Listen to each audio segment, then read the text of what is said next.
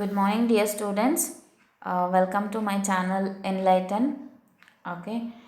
So in this video, we will going to discuss the different roles and responsibilities which are going to performed by the different directors in the companies. Okay. So we'll go towards it. That is the roles and responsibilities of directors in the company. Okay, so before going to that, first we need to know about the corporate structure. Okay, that corporate structure means nothing but how the framework and how the legal documentation which is going to done in the organization in the most appropriate way, right? So ಈಗ corporate structure ಅಂದರೆ ಏನು ಅಂತ ಹೇಳಿದ್ರೆ ಒಂದು legal boundary ಅಥವಾ ಒಂದು legal framework ಒಂದು ಆರ್ಗನೈಸೇಷನಲ್ಲಿ ಯಾವ ಥರ ಇರುತ್ತೆ ಅನ್ನೋದನ್ನು ಅಂಡರ್ಸ್ಟ್ಯಾಂಡ್ ಮಾಡ್ಕೊಳ್ಳೋದು ಭಾಳನೇ ನೆಸೆಸರಿ ಇರುತ್ತೆ. Okay, so will move towards to it. Okay, ಈ ಕಾರ್ಪೊರೇಟ್ ಸ್ಟ್ರಕ್ಚರ್ ಇರ್ಬೋದು ಅಥವಾ understanding with a corporate culture ಇರ್ಬೋದು ಭಾಳನೇ necessary. Okay, so that is in the first structure of corporate is the articles of association. Okay, the articles of association is one of the legal document which is going to contains the purpose of the organization and duties and responsibilities of the organization, and as well as the employees who are going to work in the organization, that is name, place, date, that you have read in degree itself, right? That is articles of association and the memorandum of association, that is containing with the 21 or 24 lists are there which are pertaining to the articles of association. As per it, everyone need to be bound for the rules and regulations which actually need to be done by the directors itself. Okay, ಈ articles of ಅಸೋಸಿಯೇಷನ್ನಲ್ಲಿ ಏನೆಲ್ಲ rules regulations ಎಲ್ಲ ಏನಿರುತ್ತೆ ಅದೆಲ್ಲದು ಕೂಡ ಡೈರೆಕ್ಟರ್ಸನ್ನೇ form ಮಾಡಿರ್ತಾರೆ. Okay, so this is the first legal document and this is the first and foremost corporate structure also. Okay, so the second structure is the memorandum of association. Okay, memorandum of association is also one of the legal document which is prepared in the formation and the registration process of the organization or the company. Okay, so ಈ memorandum of association ಏನಿದೆ ಇದು one of the legal ಡಾಕ್ಯುಮೆಂಟೇ. ಆ ಡಾಕ್ಯುಮೆಂಟಲ್ಲಿ ಏನಿರುತ್ತೆ ಅಂದರೆ company ಯಾವಾಗ start ಆಯಿತು, ಆ ಕಂಪನಿಯ ರಿಜಿಸ್ಟ್ರೇಷನ್ನು ಯಾವ ಥರ ಇದೆ, registration framework, whether they have been taken the license or not. Okay, ಅದೆಲ್ಲದು ಕೂಡ ಮೆಮೊರಂಡಮ್ ಆಫ್ ಅಸೋಸಿಯೇಷನ್ನಲ್ಲಿರುತ್ತೆ. ಆ ಮೆಮೊರಂಡಮ್ ಆಫ್ ಅಸೋಸಿಯೇಷನನ್ನು ಪ್ರಿಪೇರ್ ಮಾಡೋದು ಕೂಡ one of the duty of the director. Okay, so this is regarding the second legal document. Okay, so the third corporate structure is memorandum of understandings. Okay, so this memorandum of understanding is also one of the legal agreement between the two or more parties. Okay, between the two or more parties the one legal understanding will be there. Say for example, company and the public, there is one of the understanding that company will produce the product and consumers will consume the product, right? So ಅದೇ ಥರನೇ if when it comes to the financial institution and the company, so financial institutions will be going to provide the finance or the loan facility for the company, and thereby the company will run the organization by making investment. Okay, ಈಗ next when it comes to the government and company, government will provide certain rules and regulation as per that the company need to work in the framework. Okay, so this is what we are going to call as memorandum of understanding. Okay, and this memorandum of understanding is also one of the duty which need to be made by the directors. Okay, so next corporate structure is letter of understandings. Okay, so this is also one of the format which contains formed text that sum up the terms and understanding which mostly has been negotiated up to this point only in the spoken form. Okay, ಅಂದರೆ ಈ letter of ಅಂಡರ್ಸ್ಟ್ಯಾಂಡಿಂಗಲ್ಲಿ ಒಂದು format ಇರುತ್ತೆ. ಆ format ಏನು ಮಾಡುತ್ತೆ ಅಂದರೆ ಏನೆಲ್ಲ terms ಮತ್ತು ಕಂಡೀಷನ್ಸು ಇರುತ್ತೆ ಅದ್ರ ಥರ ವರ್ಕ್ ಮಾಡಬೇಕು ಅಂತ ಹೇಳಿ ಈ ಲೆಟರ್ ಆಫ್ ಅಂಡರ್ಸ್ಟ್ಯಾಂಡಿಂಗಲ್ಲಿ ಮೆನ್ಷನ್ ಮಾಡಿರ್ತಾರೆ. ಈಗ ಫಾರ್ ಎಕ್ಸಾಂಪಲ್ ಶೇರ್ ಹೋಲ್ಡರ್ಸ್.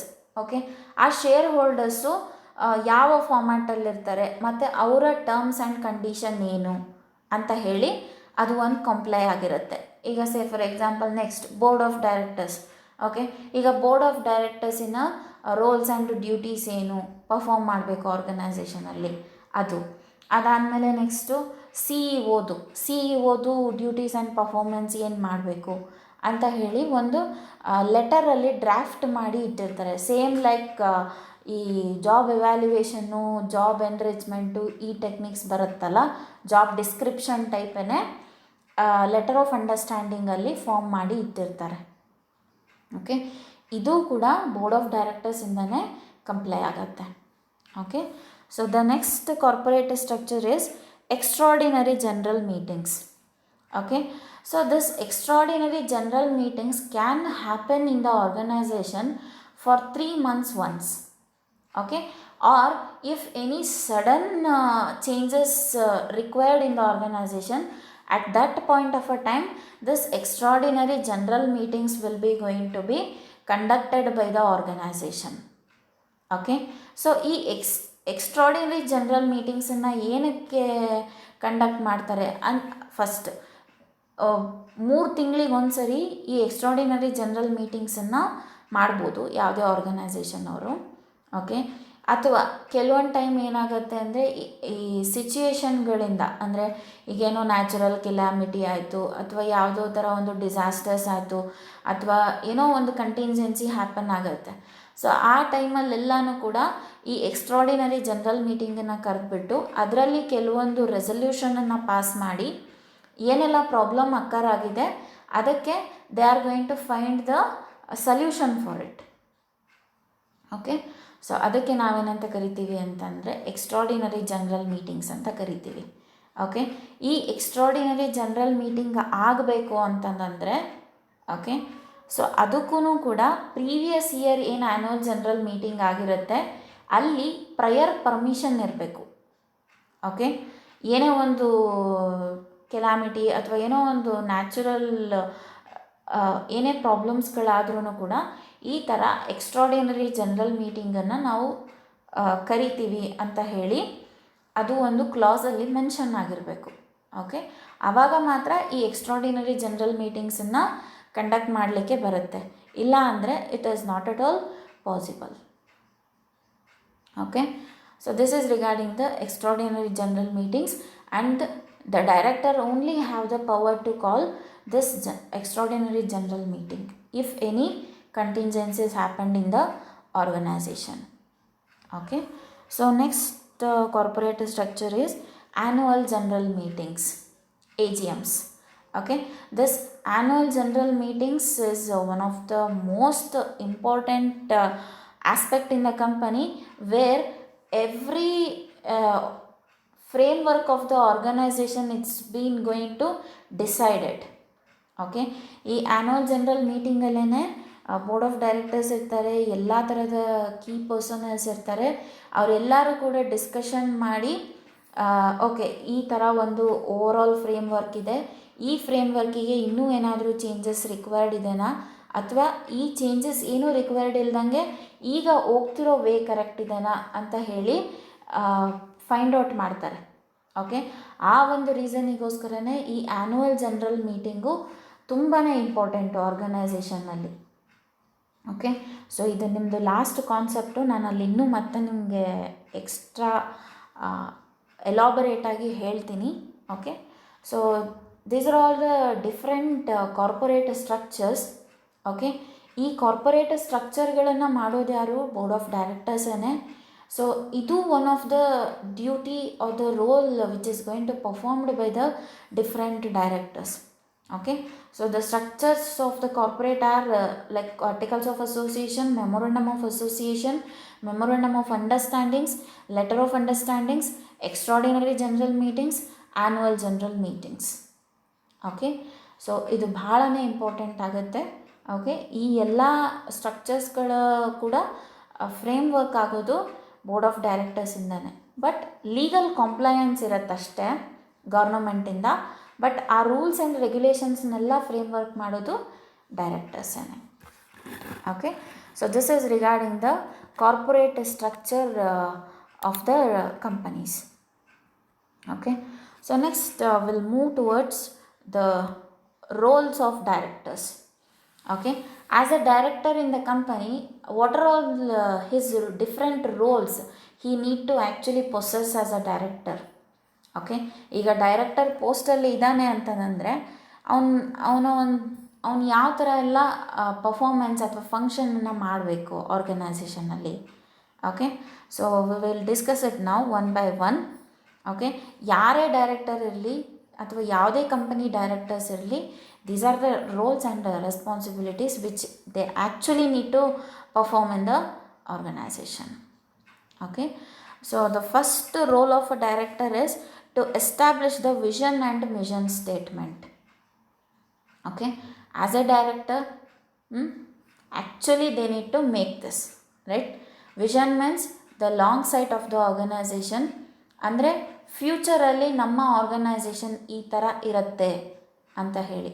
ಈಗ ನೋಡಿ, ನಾವೀಗ ಯಾವ ಇಯರಲ್ಲಿದ್ದೀವಿ? 2021 ಆರ್ಗನೈಸೇಷನ್ ಸ್ಟಾರ್ಟ್ ಆದರೆ, ಸೊ ನೆಕ್ಸ್ಟ್ 20 ಇಯರ್ಸಿಗೆ ನಮ್ಮ ಆರ್ಗನೈಸೇಷನ್ ಯಾವ ಪೊಸಿಷನನ್ನು ರೀಚ್ ಆಗಬೇಕು ಅಂತ ಹೇಳಿ ಒಂದು ಔಟ್ಲೇ ರೆಡಿ ಮಾಡ್ತಾರಲ್ಲ, ಆ ಔಟ್ಲೇಗೆ ನಾವೇನಂತ ಕರಿತೀವಿ ಅಂದರೆ ವಿಷನ್ ಸ್ಟೇಟ್ಮೆಂಟ್ ಅಂತ ಕರಿತೀವಿ. ಓಕೆ, ಇದು ಹೇಗೆ ಅಂದರೆ ವಿಷನನ್ನು ಸ್ಟಾರ್ಟಿಂಗ್ 1 ಇಯರ್ ಅಥವಾ 5 ಇಯರ್ಸ್ ಅಥವಾ 10 ಇಯರ್ಸಲ್ಲಿ ಅಚೀವ್ ಮಾಡೋಕ್ಕಾಗಲ್ಲ. It requires lot of years to achieve it. Okay, so whereas the mission means nothing but the short sight of the organization, which can be, say for example, termed as 1 year or within 5 years only this can be achieved. Okay, illi just for a mission we can also call as a short term objectives. Okay, so ಈ vision ಮತ್ತು ಮಿಷನನ್ನು frame ಮಾಡೋದು ಕೂಡ board of ಡೈರೆಕ್ಟರ್ಸೇ.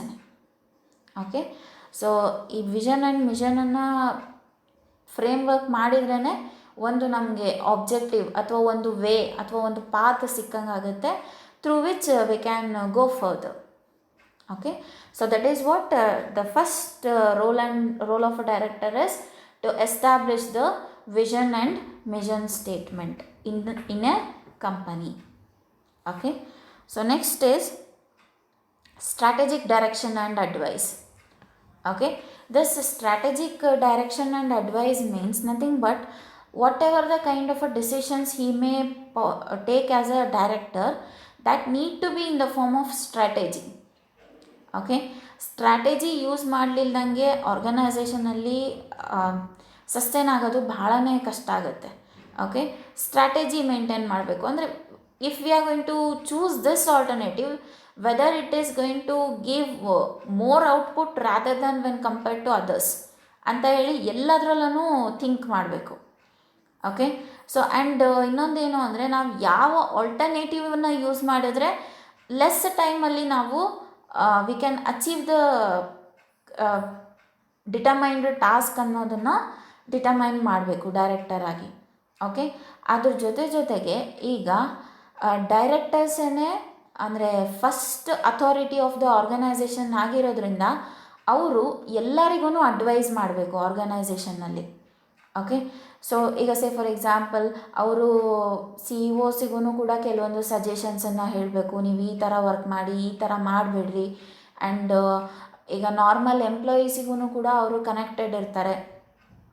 Okay, so ಏನೇ ಒಂದು policy ಅಥವಾ rules framework ಆಯಿತು ಅಂದರೆ ಅದನ್ನು ಪಾಸ್ ಮಾಡೋದು ಯಾರು ಹೇಳ್ರಿ? ಮಿಡಲ್ ಯಾರು ಇರ್ತಾರೆ, ಲೈಕ್ ಮ್ಯಾನೇಜರ್ಸ್ ಇರ್ಬೋದು, ಎಮ್ ಡಿಸ್ ಇರ್ಬೋದು, ಅವರೆಲ್ಲ ಏನು ಅಂದರೆ ನಾರ್ಮಲ್ ಎಂಪ್ಲಾಯೀಸಿಗೆ the information it is going to be shared ಅಲ್ವಾ. ಸೊ ಯಾವುದೇ ಒಂದು ಪಾಯಿಂಟ್ ಆಫ್ ಟೈಮಲ್ಲಿ ಯಾವುದೇ ಒಂದು ಸಜೆಷನ್ ಅಥವಾ ಡೈರೆಕ್ಷನನ್ನು ನೀಡೆಡ್ ಇರುತ್ತೆ. ಓಕೆ, ಎಲ್ಲರಿಗೂ ಕೂಡ ಎಲ್ಲ ಮ್ಯಾಟರ್ಸ್ಗಳು ಗೊತ್ತಿರಲ್ಲ. ಸೊ ಆ ಎಲ್ಲ ಟೈಮಲ್ಲೂ ಕೂಡ ಇವನು director he need to guide for the other employees who are working in the organisation. Okay, so ಆ ಒಂದು ರೋಲು ಕೂಡ ಡೈರೆಕ್ಟರಿಂದ ಪರ್ಫಾರ್ಮ್ ಆಗುತ್ತೆ.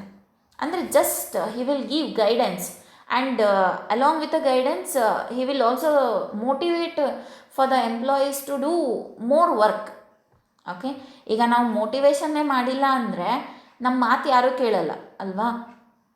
ಸೊ ಆ ಒಂದು ರೀಸನಿಗೋಸ್ಕರ directors they need to give a direction and advise in a harmonious way. Okay, ಈಗ ನಾನೇ ನಿಮಗೇನಾದರೂ ಜೋರು ಮಾಡಿ ಏನಾದರೂ ಮಾಡಿದ್ರೆ ನನ್ನ ಮೇಲೆ ಒಂದು ಬ್ಯಾಡ್ ಒಪಿನಿಯನ್ ಬರುತ್ತೆ. ಅದೇ ಥರನೇ ಆರ್ಗನೈಸೇಷನಲ್ಲೂ ಕೂಡ ಸಿಡಿ ಮಾಡೋದು, ಜೋರು ಮಾಡೋದು, ಆ ಥರ ಏನಾದರೂ ಮಾಡಿದ್ರೆ ಒಂಥರ ಎಂಪ್ಲಾಯೀಸಿಗೆ ಹೇಗೆ ಅನಿಸುತ್ತೆ ಅಂದರೆ ಇವನು ಭಾಳ ಇದು ಮಾಡ್ತಾನೆ, ಸೊ ನಾವೇನಕ್ಕೆ ವರ್ಕ್ ಮಾಡಬೇಕು ಅಂತ ಹೇಳಿ ಒಂದು ಮೈಂಡ್ಸೆಟ್ ಬಂತು ಅಂದರೆ ಆವಾಗ automatically productivity of the employee will be going to decreases. So productivity of individual employee decreases ಅಂದರೆ automatically organisational productivity will also going to decreases. Okay, so ಆ ಒಂದು ರೀಸನಿಗೋಸ್ಕರ ಒಬ್ಬ ಡೈರೆಕ್ಟರ್ ಯಾವಾಗಲೂ ಕೂಡ ಸ್ಟ್ರಾಟಜಿಕ್ಕಾಗಿ ಡೈರೆಕ್ಷನ್ ಕೊಡಬೇಕು, ಅಡ್ವೈಸನ್ನು ಕೊಡಬೇಕು. ಅದು ಹಾರ್ಮೋನಿಯಸ್ ವೇ ಅಲ್ಲೇ ಇರಬೇಕು ಯಾವಾಗಲೂ. Okay, so this is regarding the second role of a directors, that is strategic direction and advice. Okay, the third role of a director is overseeing strategy implementation and performance.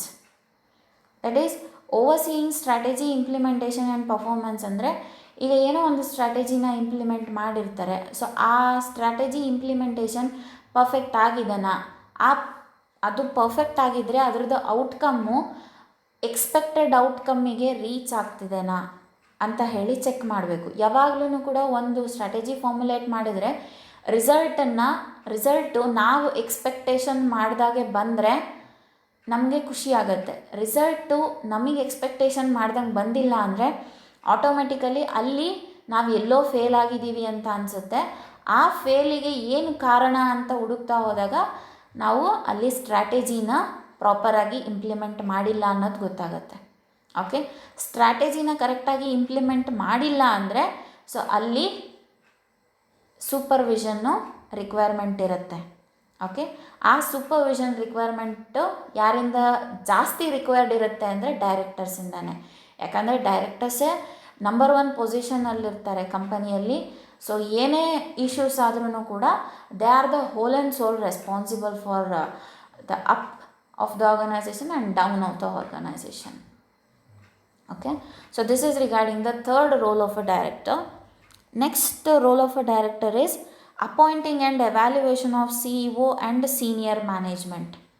Okay, this appointments will also going to be carried out by the directors itself. In the CEO concept itself I have told you, right, the board of directors only elect all the key managerial personnel and the senior management also.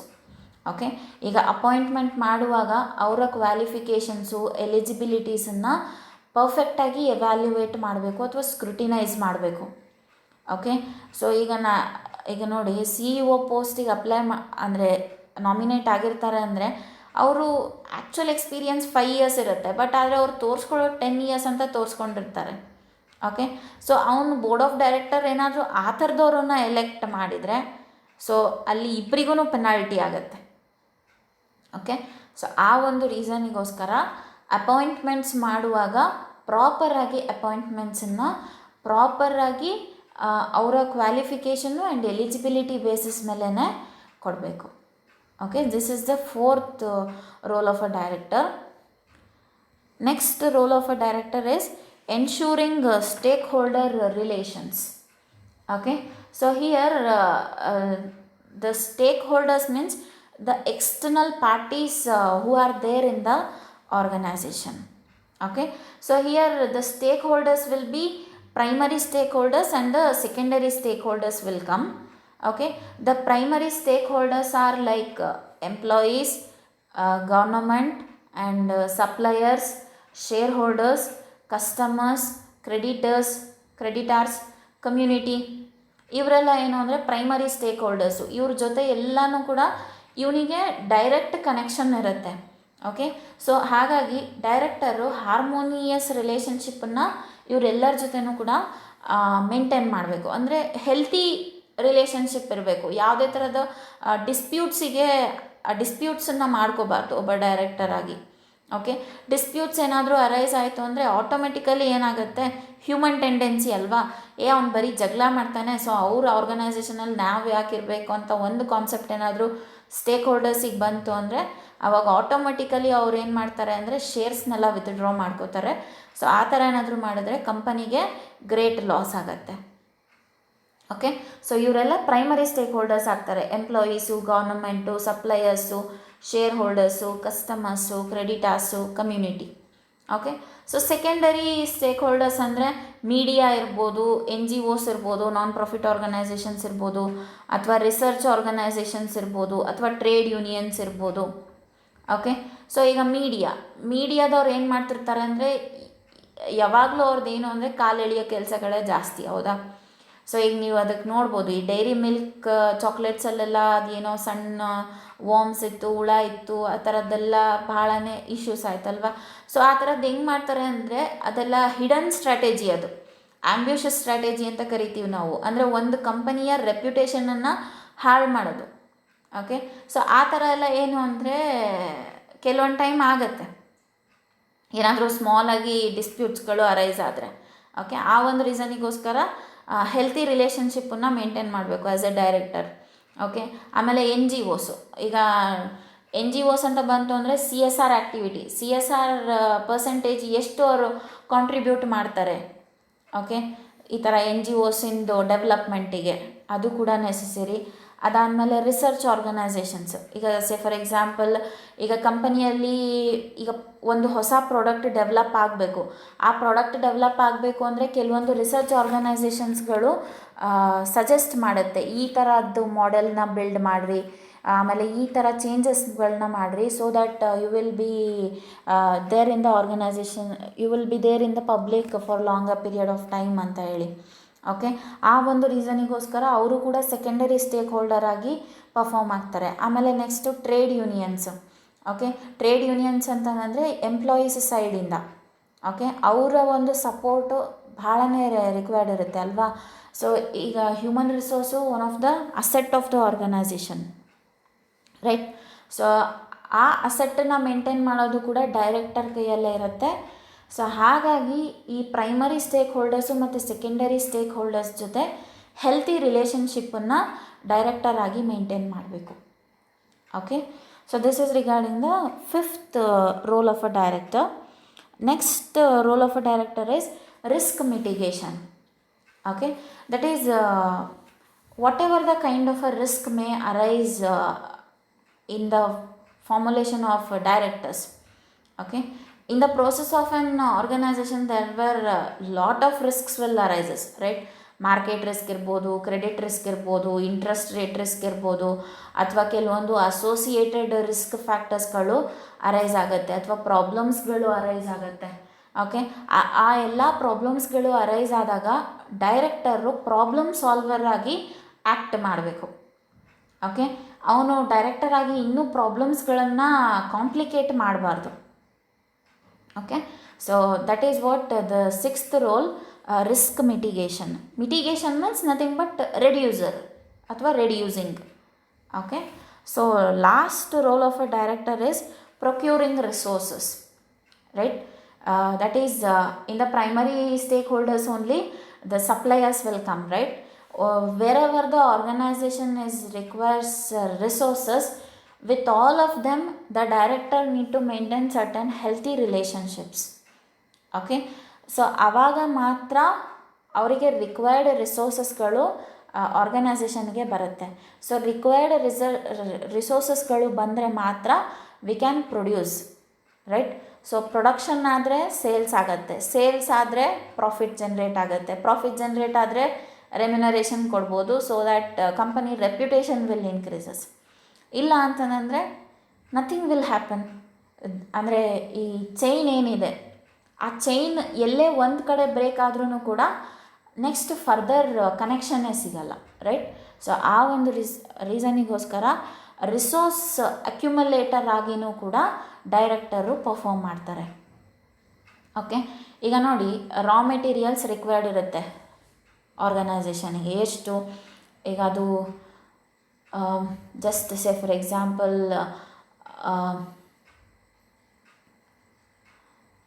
Iron. Okay, iron ಅವರಿಗೆ ಎಷ್ಟು? ಒಂದು 1000 quintals ಏನೋ required ಇರುತ್ತೆ. Okay, so in order to manufacture the component of that is component of cars. Okay, ಆ ಕಾರ್ಸಿಂದೆಲ್ಲ most probably iron ಮತ್ತು ಫೈಬರಿಂದನೇ manufacture ಮಾಡೋದ್ರಿಂದ ಅವರಿಗೆ 1000 ಕ್ವಿಂಟಲ್ಸ್ ಆಫ್ ಐರನ್ ಅಥವಾ ಫೈಬರ್ ರಿಕ್ವೈರ್ಡ್ ಇರುತ್ತೆ ಅಂತ ಅಂದ್ಕೊಳ್ಳಿ. ಓಕೆ, ಸೊ ಈಗ ಅವರು ವಿತಿನ್ ಟೈಮಲ್ಲಿ ಕಳಿಸಿಲ್ಲ. ಈಗ ಅವ್ರಿಗೆ 1 ಮಂತ್ ಒಳಗೆ ಬೇಕು, 1 ಮಂತ್ ಒಳಗೆ ಕಳಿಸಿಲ್ಲ, 1.5 ಮಂತ್ ಆಯಿತು ಅಂತ ಅಂದ್ಕೊಳ್ರಿ. ಆವಾಗ ಏನಾಗುತ್ತೆ, 1.5 ಮಂತ್ ಆಯಿತು ಅಂತಂದ ತಕ್ಷಣ 15 ಡೇಸ್ ಡಿಲೇ ಆಗುತ್ತೆ. ಆ 15 ಡೇಸ್ ಡಿಲೇ ಆದರೆ ಅವರು ಏನು ಆರ್ಡರ್ ರಿಸೀವ್ ಮಾಡಿರ್ತಾರೆ ಆ ಆರ್ಡರ್ ರಿಸೀವ್ ಮಾಡಿರೋ ಡೇಟಲ್ಲಿ ಕನ್ಸ್ಯೂಮರ್ಸಿಗೆ ರಿಕ್ವೈರ್ಡ್ ಪ್ರಾಡಕ್ಟ್ನ ಕೊಡೋಕ್ಕಾಗಲ್ಲ. ಓಕೆ, ಆವಾಗ ಏನಾಗುತ್ತೆ ಅಂದರೆ automatically the chain will breaks there. Production ಏನೋ ಆಗುತ್ತೆ, ಸೇಲ್ಸ್ ಏನೋ ಆಗುತ್ತೆ, ಬಟ್ ಅಲ್ಲಿ ಯಾವಾಗ ರೀಚ್ ಆಗಬೇಕಲ್ಲ ಕನ್ಸ್ಯೂಮರ್ಸಿಗೆ, ಆ ಟೈಮಲ್ಲಿ ಚೈನ್ ಬ್ರೇಕ್ ಆಗಿಬಿಡುತ್ತೆ. ಓಕೆ, ಆ ಒಂದು ರೀಸನಿಗೋಸ್ಕರನೇ the director will also going to act as a resource accumulator. So these are all the different roles of a directors which actually going to performed by every directors in a different companies. Okay, so ಅಂದರೆ ಇದಿಷ್ಟೇ ಅಂತ ಹೇಳೋಕ್ಕಾಗಲ್ಲ. ಒಂದೊಂದು ಕಂಪನಿಯಲ್ಲಿ ಕೆಲವೊಂದು different ರೋಲ್ಸ್ಗಳನ್ನು ಕೂಡ ಅವ್ರು play ಮಾಡ್ತಾರೆ. Okay, it all depends on the company's policies and the frameworks which they have been following from the last or the previous days. Okay, so these are all the different roles of directors. So further we'll move towards the responsibilities of directors. Okay, so there are these are the different responsibilities of directors. So the first responsibility of directors is to contribute to the business of the company through their knowledge and skills. Okay, ಈಗ ಅವರ knowledge ಮತ್ತು skill ಏನಿದೆ ಅದರ through they need to contribute for the business. Okay, so ಸುಮ್ಮನೆ ಹಾಗೆ work ಮಾಡೋದು, ಹಾಗೆ ಬಿಡೋದು, ಆ ಥರ ಎಲ್ಲ ಮಾಡಬಾರ್ದು. They need to work for the organisation. Okay, ಆರ್ಗನೈಸೇಷನಲ್ಲಿ ವರ್ಕ್ ಮಾಡಿದ್ರೇ ಅವರಿಗೆ ಅವರ ಒಂದು ಪೊಟೆನ್ಷಿಯಾಲಿಟಿ ಏನು ಅಂತ ಗೊತ್ತಾಗುತ್ತೆ. ಅದರ ಬೇಸಿಸ್ ಮೇಲೆ ಅವರ ರೆಮ್ಯುನರೇಷನ್ ಕೂಡ it is going to depends. Okay, so the first responsibility is to contribute to the business of the company through their knowledge and skills. Okay, second responsibility is to advise on such matters as need their attention and influence. Okay, so ಅವನು ಏನು ನಾವು ರೋಲಲ್ಲಿ ಏನು ನೋಡಿದ್ವಲ್ಲ ಅದೇ. So ಅಟೆನ್ಷನ್ನು ಇರಬೇಕು ಎಲ್ಲ employees ಮೇಲೂ, and influence ಮಾಡಬೇಕು ಅಥವಾ ಮೋಟಿವೇಟ್ ಮಾಡಬೇಕು ಎಂಪ್ಲಾಯೀಸ್ನ ವರ್ಕ್ ಮಾಡೋ ಥರ. ಓಕೆ, ಸೊ ಯಾರ ಮೇಲೂ ಸಿಡಿ ಮಾಡಬಾರ್ದು. ಅವರನ್ನು ಏನಂತೀರ, ಒಂದು ಹೆಲ್ತಿ ಮ್ಯಾಟರಲ್ಲೇ ನೀವು ಈ ವರ್ಕ್ ಮಾಡಿ, ಸೊ ಈ ಥರ ಮಾಡಿ, ನಿಮಗೆ ಇನ್ನೂ ಸ್ಯಾಲ್ರಿ ಜಾಸ್ತಿ ಮಾಡ್ತೀನಿ, ಆ ಥರ ಏನು ಮೋಟಿವೇಟರ್ ಆಗಿ the director need to act. Okay, so the third responsibility is to critically analyze the performance and operations of the company. Okay, of course every director need to analyze the performance and operations of the company. ಅಂದರೆ ಏನೆಲ್ಲ ಆಗ್ತಾ ಇದೆ ಆರ್ಗನೈಸೇಷನಲ್ಲಿ, and ಇನ್ನು ಫ್ಯೂಚರಲ್ಲಿ ಯಾವ ಥರ organisation move ಆಗಬೇಕು, and daily ಏನೆಲ್ಲ transactions ನಡೀತಾ ಇದೆ, ಆ ಅಕೌಂಟ್ಸನ್ನು ಪ್ರಾಪರಾಗಿ ಮೇಂಟೈನ್ ಮಾಡಿದಾರಾ ಅಕೌಂಟ್ಸ್ ಸೆಕ್ಷನ್ನಲ್ಲಿ, ಆ ಆ ಅಕೌಂಟ್ಸ್ಗಳನ್ನು ಸಿ ಎ ಅವರು ಮತ್ತು ಸಿ ಎಸ್ ಅವರು ಪ್ರಾಪರಾಗಿ ಸ್ಕ್ರೂಟಿನೈಸ್ ಮಾಡ್ತಿದ್ದಾರಾ, ಆಮೇಲೆ ವ್ಯಾಲಿಡೇಷನ್ ಎಷ್ಟು, ಓಕೆ, ಅದು ಎಲ್ಲದ್ರದ್ದು ಕೂಡ ಅವನು, ಆಮೇಲೆ ಪ್ರೊಡಕ್ಷನ್ ಎಷ್ಟಾಯಿತು, ಸೇಲ್ಸ್ ಎಷ್ಟಾಯಿತು, ಡಿಸ್ಪ್ಯಾಚ್ ಡಿಪಾರ್ಟ್ಮೆಂಟಲ್ಲಿ ಇನ್ನೂ ಸ್ಟಾಕ್ ಎಷ್ಟಿದೆ, ಓಕೆ. ಇದು ಹೇಗೆ ಅಂದರೆ ಒಂಥರ ಚೈನ್, ಅವನು ಜಸ್ಟ್ ಒಂದು ಆ್ಯಕ್ಟಿವಿಟಿ ಮೇಲೆ ಅಂತೇಳಿ ಕಾನ್ಸಂಟ್ರೇಷನ್ ಮಾಡೋಂಗಿಲ್ಲ, ಹೋಲ್ ಆ್ಯಂಡ್ ಸೋಲ್. ಈಗ ಒಂದು ಆರ್ಗನೈಸೇಷನ್ ಅಂದರೆ from raw material procurement to the last transportation ಡಿಪಾರ್ಟ್ಮೆಂಟ್ವರೆಗೂ ಕೂಡ ಅದ್ರ ಜೊತೆಗೆ ಈ middle level managers, lower level managers ಕನೆಕ್ಷನ್ನು, ಆಮೇಲೆ ಟಾಪ್ ಲೆವೆಲಲ್ಲಿ ಸಿ ಇ ಓಸು ಅವ್ರ ಜೊತೆ ಎಲ್ಲದ್ರ ಜೊತೆನೂ he need to have the connection. And ಏನೆಲ್ಲ ಚೇಂಜಸ್ಗಳಾಗತ್ತೆ, ಓಕೆ, ಕೆಲವೊಂದು ಟೈಮು ಡೈಲಿನೂ ಕೂಡ ಕೆಲವೊಂದು ಚೇಂಜಸ್ಗಳನ್ನ ಮಾಡ್ತಾ ಇರ್ತಾರೆ ಪಾಲಿಸೀಸಲ್ಲಿ, ಓಕೆ. ಆ ಎಲ್ಲ ಚೇಂಜಸ್ಗಳು whether it's been updated or not, ಅದನ್ನೆಲ್ಲದನ್ನು ಕೂಡ as a director he need to look after these things, okay. So this is third one, and the fourth responsibility is to be able to act as a professional aid, okay. So ಪ್ರೊಫೆಷ್ನಲಿಸಮನ್ನು ಅವನು maintain ಮಾಡಬೇಕು, okay. That is professionalism ಅಂದರೆ nothing but, ಈಗ work matter ಅಂತ ಬಂತು ಅಂದರೆ ಎಲ್ಲರೂ ಕೂಡ law and ರಿಸ್ಟ್ರಿಕ್ಷನ್ಸಿಗೆ ಒಬೆ ಆಗಿರಬೇಕು, ಓಕೆ. ಅಲ್ಲಿ ಯಾವುದೇ ಥರದ ಪರ್ಸ್ನಲ್ ಮ್ಯಾಟರಿಂದ ಯಾರನ್ನು ಕೂಡ ಅವನು ಜಡ್ಜ್ ಮಾಡಬಾರ್ದು, ಓಕೆ. ಈಗ ಆರ್ಗನೈಸೇಷನಲ್ಲಿ ಹೇಗೆ ಅಂದರೆ ಈ ಥರದ ಮ್ಯಾಟರ್ಸ್ಗಳು ಫೇವ್ರೆಟಿಸಮ್ ಬೇಸಿಸ್ ಮೇಲೆ ಕೆಲವೊಂದು ಟೈಮ್ ಸೆಲೆಕ್ಟ್ ಮಾಡೋದಿರ್ಬೋದು ಪರ್ಸನ್ಸನ್ನು, ಆ ಥರ ಎಲ್ಲ ಆಗ್ತಾ ಇರುತ್ತೆ, ಓಕೆ. ಅದನ್ನೆಲ್ಲ ಏನು ಅಂತಂದರೆ ಆ್ಯಸ್ ಅ ಡೈರೆಕ್ಟರ್ ಆಗಿ he need not to do those kind of activities, okay. ಯಾವುದೇ ಥರ ಫೇವ್ರೆಟಿಸಮ್ ಇರ್ಬೋದು ಅಥವಾ ಪರ್ಸ್ನಲ್ ಇನ್ಫ್ಲೂಯೆನ್ಸಿಂದ ಯಾರನ್ನೂ ಜಡ್ಜ್ ಮಾಡಬಾರ್ದು ಡೈರೆಕ್ಟರ್ ಆಗಿ, ಓಕೆ. ಅವನ ಅಂದರೆ ಒಬ್ಬ ಇಂಡಿವಿಜುವಲ್ ಎಂಪ್ಲಾಯಿದು ಏನು ಕೆಪ್ಯಾಸಿಟಿ ಇರುತ್ತೆ ಅಥವಾ ಇಂಡಿವಿಜುವಾಲಿಟಿ ಬೇಸಿಸ್ ಮೇಲೆ ಅವನು ಯಾವ ಥರ ವರ್ಕ್ ಮಾಡ್ತಾ ಇರ್ತಾನೆ ಆ ವರ್ಕ್ ಬೇಸಿಸ್ ಮೇಲೆ ಅವನನ್ನು ಜಡ್ಜ್ ಮಾಡಬೇಕು. ಫೇವ್ರೆಟಿಸಮ್ ಯಾವತ್ತೂ ಕೂಡ ಆರ್ಗನೈಸೇಷನಲ್ಲಿ ಅದು ದಟ್ಟು ಡೈರೆಕ್ಟರಿಂದ ಯಾವತ್ತೂ ಕೂಡ ಆಗಬಾರ್ದು, okay. So that is what to be able to act as professional aid ಅಂದರೆ ಪ್ರೊಫೆಷ್ನಲ್ ರಿಲೇಷನ್ಶಿಪ್ಪನ್ನೇ ಮೇಂಟೈನ್ ಮಾಡಬೇಕು. ಈಗ ಸೆ ಫಾರ್ ಎಕ್ಸಾಂಪಲ್ ಈ ಇನ್ಫೋಸಿಸಲ್ಲಿ ನಾರಾಯಣಮೂರ್ತಿ ಮತ್ತು ಸುಧಾಮೂರ್ತಿ ಮ್ಯಾಮ್ ಇಬ್ಬರೂ ಕೂಡ wife and husband, but still ಅವ್ರಿಗೆ ಒಂದು ಪ್ರೊಫೆಷ್ನಲ್ ರಿಲೇಷನ್ಶಿಪ್ಪು ಇರುತ್ತೆ rather than the personal relationship, okay. So ಅಲ್ಲಿ ಅವರು ಯಾವುದೇ ಥರದ ಇನ್ಫ್ಲೂಯೆನ್ಸ್ಗಳನ್ನು ಮಾಡ್ಕೊಳ್ಳಲ್ಲ. ಸೊ ಆ ಥರ they need to act, okay. So this is regarding fourth responsibility. And next responsibility is to be able to offer their professional expertise in the relevant field, okay. ಈಗ director ಆಗಿದ್ರೂ ಕೂಡ ಕೆಲವೊಂದು ಫೀಲ್ಡಲ್ಲಿ ಅವರು ಎಕ್ಸ್ಪರ್ಟೈಸ್ ಇರ್ತಾರೆ, okay. ಆ expertise ಫೀಲ್ಡಲ್ಲಿ ಆ ಬೇಸಿಸ್ ಮೇಲೆ they can get the salary as extra as well, okay. ಈಗ ಹೇಗೆ ಅಂದರೆ ಈ ಪಾಯಿಂಟು ನಮ್ಮ ಯೂನಿವರ್ಸಿಟಿ ವಿ ಸಿ ಇದ್ದಾರಲ್ಲ ಅವ್ರು ಏನಂತಂದರೆ ಸೈನ್ಸ್ ಪ್ರೊಫೆಸರ್, ರೈಟ್. ಅವರು ಸೈನ್ಸಲ್ಲಿ ಎಕ್ಸ್ಪರ್ಟೈಸ್ಡ್, ಅವರು professionally expertised in science, but still he is carrying his job as VC in the Davanagere university, right. So ಆ ಥರ ಅವರಿಗೆ ಪ್ರೊಫೆಷ್ನಲ್ ಎಕ್ಸ್ಪರ್ಟೈಸ್ ಇರೋದ್ರಲ್ಲಿ ಅವರು ಈವನ್ ಟೀಚು ಕೂಡ ಮಾಡ್ತಾರೆ ಕೆಲವೊಂದು ಟೈಮ್. ಆಮೇಲೆ ಅವರು PhD ಸ್ಟೂಡೆಂಟ್ಸ್ಗಳ್ನೂ ಕೂಡ ತಗೊಂಡಿದ್ದಾರೆ, ಓಕೆ. ಸೊ ಅವರು ಯಾವುದೇ ಡೈರೆಕ್ಟರ್ ಪೋಸ್ಟಲ್ಲಿ ಇರ್ಬೋದು, ಬಟ್ ಸ್ಟಿಲ್ ಅವರು ಇಫ್ ಸಪೋಸ್ ಫಸ್ಟು ಏನಾದರೂ ಇಂಜಿನಿಯರಿಂಗ್ ಆಗಿದ್ದರು, ಸೊ ಇಂಜಿನಿಯರ್ ಆಗಿದ್ದರು ಅಂದರೆ ಅವರು ಏನಂತೀರ ಎ ಇ ಆಗಿ ಕಂಟಿನ್ಯೂ ಮಾಡ್ಬೋದು ಆರ್ಗನೈಸೇಷನಲ್ಲಿ. ಅಂದರೆ 2 ಪೋಸ್ಟನ್ನ ಡೈರೆಕ್ಟರ್ ಹೋಲ್ಡ್ ಮಾಡ್ಬೋದು, ಆದರೆ CEO ಮಾತ್ರ ಹೋಲ್ಡ್ ಮಾಡೋಂಗಿಲ್ಲ 2 ಡೈರೆಕ್ಟರ್ ಅಂದರೆ 2 ಪೋಸ್ಟ್ಸ್ನ, okay. So this is regarding the to be able to offer their professional expertise in their relevant field, okay. ಅವರು ಡೈರೆಕ್ಟರಾಗಿ ಇದ್ಕೊಂಡೇ ಇಂಜಿನಿಯರ್ ಅಂದರೆ ಅಸಿಸ್ಟೆಂಟ್ ಇಂಜಿನಿಯರು ಅಥವಾ ಇಂಜಿನಿಯರ್ ಆ್ಯಕ್ಟಿವಿಟೀಸನ್ನು ಆರ್ಗನೈಸೇಷನಲ್ಲಿ ಕ್ಯಾರಿ ಔಟ್ ಮಾಡ್ಬೋದು, okay.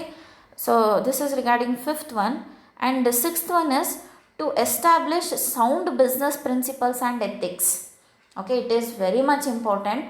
That is based on the principles and the ethics, they need to formulate a certain rules and regulations which actually been required for the organization. Okay, so this is regarding sixth one, and the last one is to act as a mentor to the management. Okay, ಯಾವಾಗಲೂ ಕೂಡ ಒಬ್ಬ director he need to act as a mentor for the organisation, ಅಥವಾ ಒಬ್ಬ guider ಆಗಿ act ಆಗಬೇಕು. Okay, ಯಾವತ್ತೂ ಕೂಡ ಯಾರಿಗೂ ಕೂಡ ಡಿಮೋಟಿವೇಟ್ ಮಾಡಬಾರ್ದು. ಓಕೆ, ಡಿಮೋಟಿವೇಟ್ ಮಾಡಿದ್ರೆ that person he is not fit for the director. Okay, so ಯಾವಾಗಲೂ ಕೂಡ ಒಂದು ಕೋಟ್ ನೆನಪಾಗುತ್ತೆ ನನಗೆ, always be a motivator not the destructor.